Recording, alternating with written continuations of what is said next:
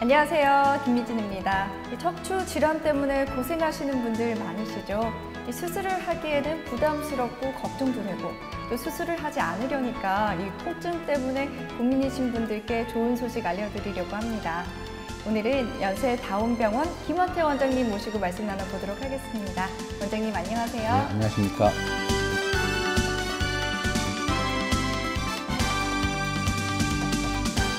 네, 많은 분들이 신경성형술, 신경차단술에 대해서 궁금해 하시는데요. 이 두 가지 치료법, 저에게는 아직 생소한데요.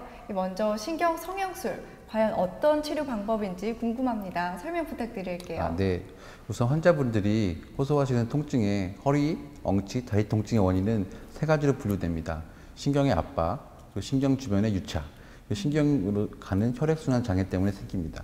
신경성형술은 이런 신경의 유착에 의한, 신경에 눌러붙어서 생기는 유착에 의한 통증을 해결해주는 가장 탁월한 비수술적 방법 중에 하나입니다.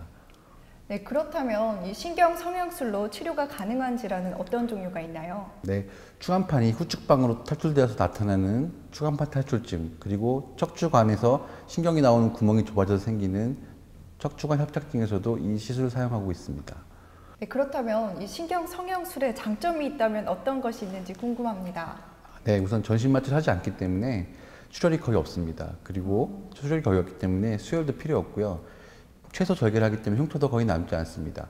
그리고 MRI상으로 확인한 정확한 병변에 얇은 관을 집어넣어서 적은 양의 약물로 최대한 효과를 나타내게 됩니다.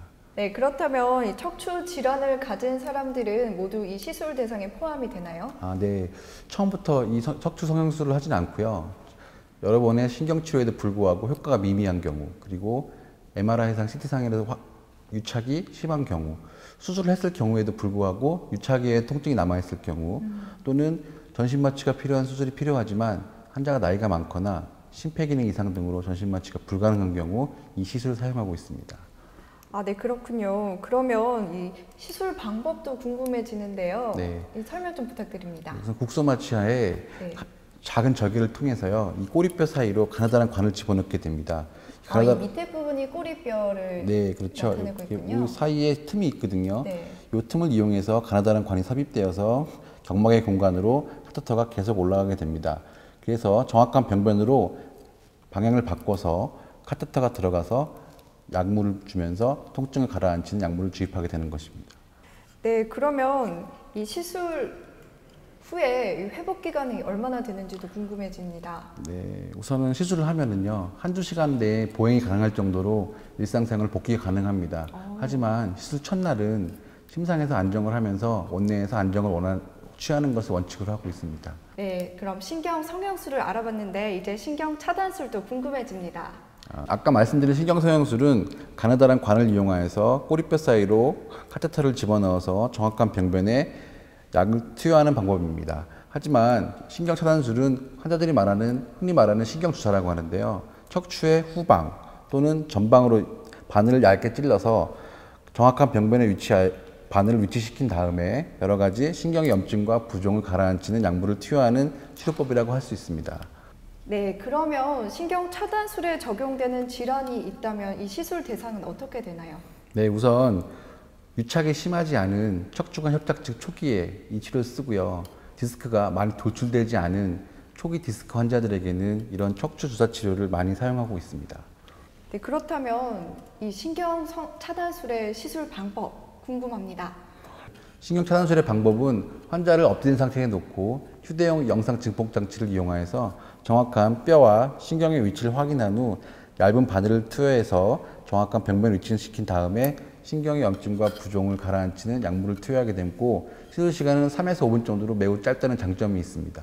3에서 5분이면 바로 일상생활로 복귀가 가능한 정도인가요? 네, 우선은 환자들이 신경 차단술을 받으면요, 10에서 15분 정도 관찰한 후에 보행이 가능한 정도면 바로 퇴원해서 귀가하는 방향으로 하고 있습니다. 굉장히 빠른 시술 후에 빠른 복귀가 가능하다. 네. 좋은 점이 많은 것 같은데요. 이 신경 성형술과 신경 차단술 두 가지 시술 방법에 대해서 알아봤는데요. 네. 이 두 가지 시술 방법이 차이점이 있다면 어떤 것이 있는지 궁금합니다. 네, 우선은 두 가지 치료 다 비슷한 원리이긴 하지만 들어가는 입구가 다릅니다. 신경성형술은 꼬리뼈 사이로 가느다란 관이 들어가서 약물을 투여하는 방법이고, 신경차단술은 척추뼈 뒤나 옆으로 바늘을 집어넣어서 치료하는 방법입니다. 하지만 이런 신경 주변에 유착이나 염증이 많을 경우 신경성형술은 카테터가 들어가서 시술자 원하는 대로 방향을 전환하면서 기계적으로 유착을 방해하면서 약물을 줄 수 있습니다.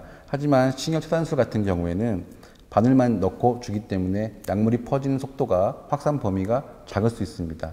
하지만 신경성형술 같은 경우에는 신경차단술로 퍼지지 않는 범위까지 기계적으로 방해하면서 약물을 투입함으로 더 많은 치료 효과를 기대할 수 있습니다.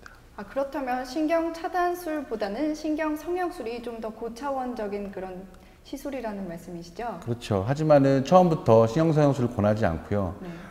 더 간단하고 일상생활 복귀가 빠른 신경 차단술을 한두 번 해본 후에 그래도 효과가 없으면은 MRI를 찍어서 이제 정확한 병변을 확인한 후에 신경 성형술을 시행하고 있습니다.